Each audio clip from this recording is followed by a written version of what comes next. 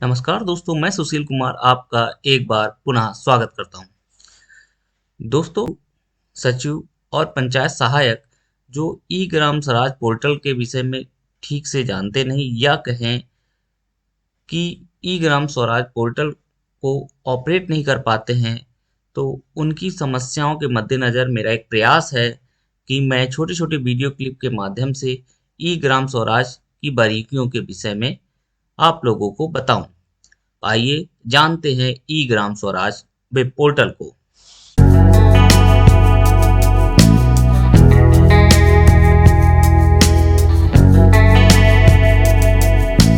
ई Gram Swaraj portal Bharat सरकार पंचायती राज मंत्रालय द्वारा संचालित वेब पोर्टल है।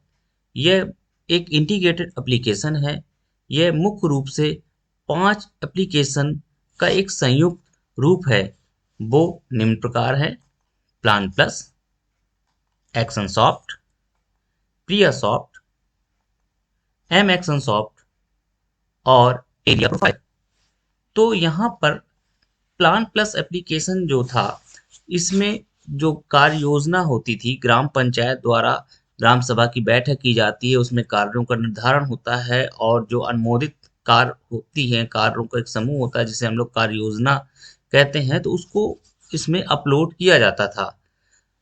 तो प्लान प्लस एप्लीकेशन जो था planningonline.gov.in इसका वेब यूआरएल था, लेकिन अब वो सारी फैसिलिटी ई ग्राम स्वराज में ही उपलब्ध कराई गई है। दूसरा है एक्शन सॉफ्ट। इसका यूआरएल reportingonline.gov.in था। इसमें जिन कार्यों को कराया जाना है, उनकी वित्तीय, प्रशासनिक एवं तकनीकी स्वीकृतियों को अपलोड किया जाता था। जो वर्क था, उसमें फंड को रिलीज करते हुए भुगतान के लिए हेतु अग्रसारित कर दिया जाता था। इसके अलावा एक्शन सॉफ्ट में हम कार्यों की फिजिकल प्रोग्रेस और फाइनेंशियल प्रोग्रेस को भी फीड करते थे, लेकिन उक्त कार्य को भी ई ग्राम स्वराज पोर्टल पर अब किया जाता है। तीसरा है हमारा प्रिया सॉफ्ट। इसमें जो बही खाता जैसे होता है किसी भी व्यवसाय का, ठीक ग्राम पंचायत का जो बही खाता है कि क्या धनराशि आई और क्या खर्चा हुआ, उसकी फीडिंग होती थी।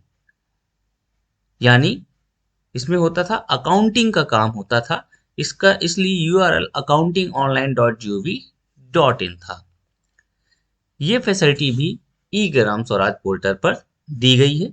प्रिया सॉफ्ट के माध्यम से हम लोग जो भी फंड आता था, रिसीव बाउचर बनाना, पेमेंट बाउचर बनाना, month book, day book, year book close करना, बैंक अकाउंट को ऐड करना, मॉडिफाई करना, बैंक रिकैंसलेशन करना आदि कार्य जो भी अकाउंटिंग में इस्तेमाल होते हैं कार्य, वो सारे कार्य प्रिया सॉफ्ट में किए जाते थे।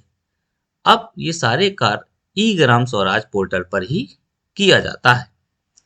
फिर अगला आता है एम एक्शन सॉफ्ट। ये मोबाइल एप्लीकेशन है जो कि एंड्रॉयड मोबाइल पर ही काम करता है। इसके माध्यम से जो एसेट ग्राम पंचायतों में बनाई गई हैं, जैसे नाली है, खड़ंजे हैं, हैंडपंप हैं, पंचायत भवन है, या कोई अन्य सार्वजनिक संपत्ति जो ग्राम पंचायत में उपलब्ध है, उसकी जियो टैग की जाती थी। वर्तमान में भी M action soft mobile application है, इससे जियो टैग ही की जाती है, लेकिन 15वें वित्त से कराए गए कार्यों की जियो टैग किए बिना उस आईडी पर अब भुगतान नहीं होता है।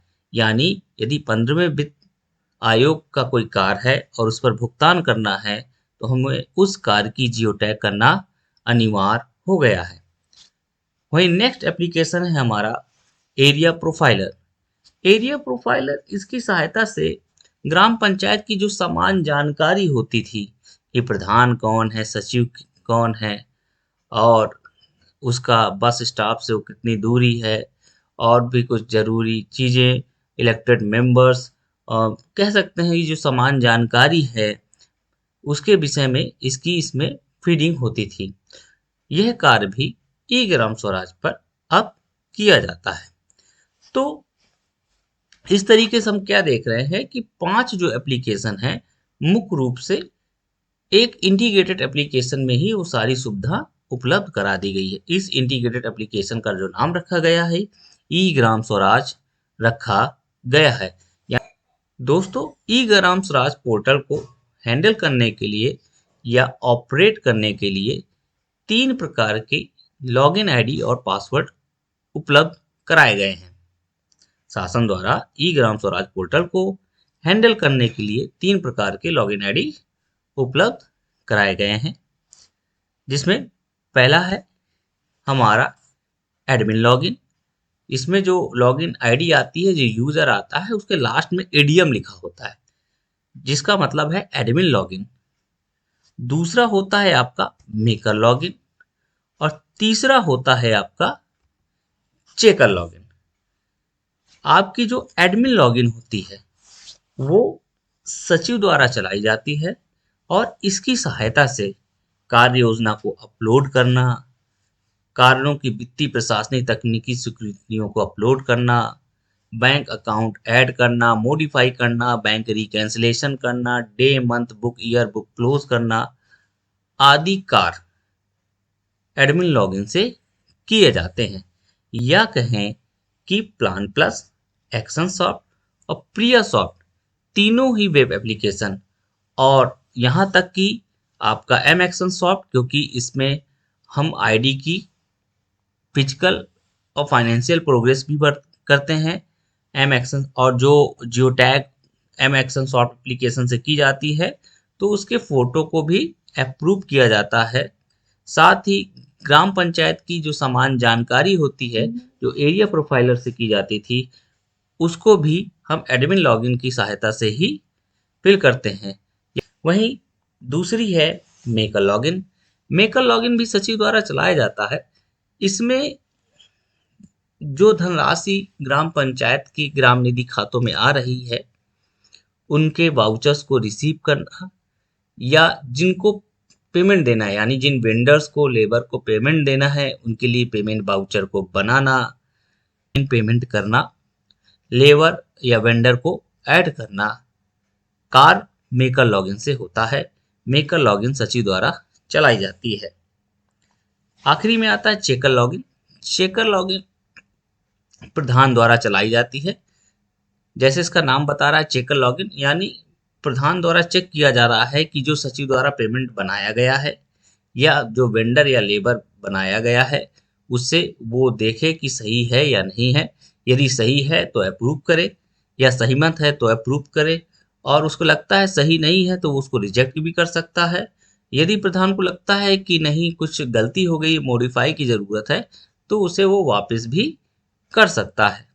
तो इस प्रकार ई ग्राम स्वराज में 3 प्रकार की लॉगिन उपलब्ध कराई गई हैं।